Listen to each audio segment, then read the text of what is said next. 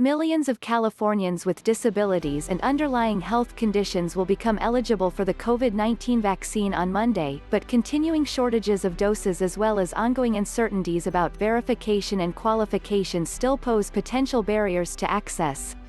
The expansion marks an important step for the state's emergence from the pandemic, and new guidance released Thursday by health officials allows high-risk people to self-attest to their eligibility, a key win for advocates who worried that people would not be able to gather documentation to verify their disability or underlying condition. But the addition of an estimated 4 million Californians to the eligibility list will place additional burdens on a vaccine supply that has grown steadily but not significantly. California is reserving 40% of its supply for people in underserved communities and 10% for teachers. And there are still many people 65 and older who are waiting for their vaccinations as well. Further straining tight supplies, the state on Monday is also expanding eligibility to people who live or work in high-risk congregate residential settings, such as homeless shelters and incarceration facilities, and to public transit and airport employees.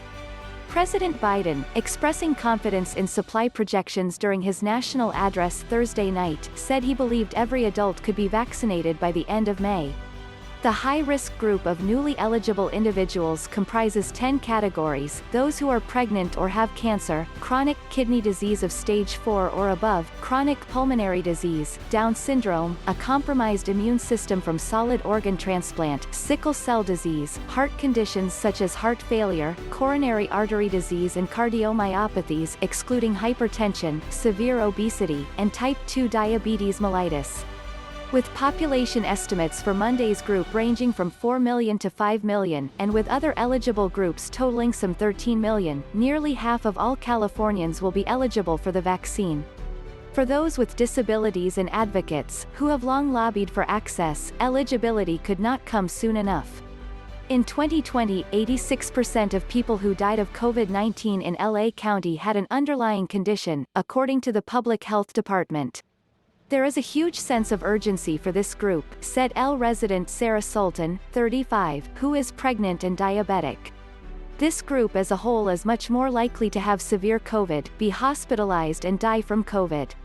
Yet many members of the high-risk group said they have been in the dark about where to go, what to do and how to prove their eligibility.